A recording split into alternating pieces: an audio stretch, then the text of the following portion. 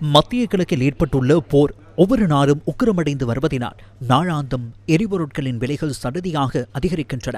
உலக சந்தையில் நிமிடத்திற்கு நிமிடம் எரிபொருட்களின் விலை அதிகரிப்பதாக சர்வதேச ஊடகங்கள் சுட்டிக்காட்டுகின்றன. நேற்று மாலை அமெரிக்க சந்தையில் ஒரு பீப்பாய் மசகு எண்ணெயின் விலை 107.99 அமெரிக்க டாலராக பதிவாகிய நிலையில் இன்று மாலை அதன் விலை 115.50 டாலராக அதிகரித்தது. பிரித்தானிய சந்தையில் இன்று மாலை ஒரு பீப்பாய் மசகு எண்ணெயின் விலை $109 காணப்பட்டது.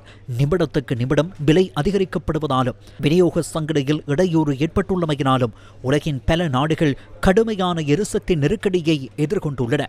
இந்தியாவின் பல்வேறு மாநிலங்களில் தொடர்ச்சியாக எரிபொருளுக்கான நீண்ட வரிசை பதிவாகியுள்ளதுடன் மாநிலத்திற்கு மாநிலம் எரிபொருட்களின் விலைகள் அதிகரிக்கப்படுகின்றன.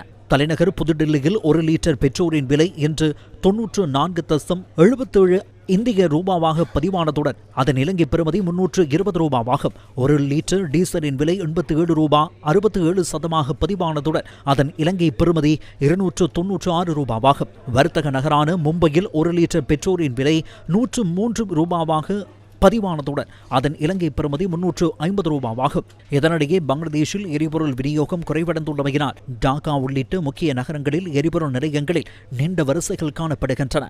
உலக சந்தையில் விலை அதிகரிக்கப்பட்டுள்ளமையினால் பங்களாதேஷில் விமான எரிபொருள் விலை இந்த மாதத்தில் மாத்திரம் 79% அதிகரித்துள்ளது. பாகிஸ்தானில் வரலாற்றிலேயே முதல் தடவையாக எரிபொருட்களின் விலைகள் பாரியளவில் அதிகரிக்கப்பட்டுள்ளன. கடந்த ஒரு மாதத்தில் பாகிஸ்தானில் தொடர்ச்சியாக 2வது தடவையும் எரிபொருளின் விலைகள் அதிகரிக்கப்பட்டுள்ளன. இதற்கமைய டீசல் 54.9% அதிகரிக்கப்பட்டுள்ளதுடன் 1 லிட்டரின் புதிய விலை 520 பாகிஸ்தான் ரூபாவாகும். பெட்ரோல் 42.7% அதிகரிக்கப்பட்டுள்ளதுடன் அதன் 1 லிட்டரின் புதிய விலை 458 பாகிஸ்தான் ரூபாவாகும்.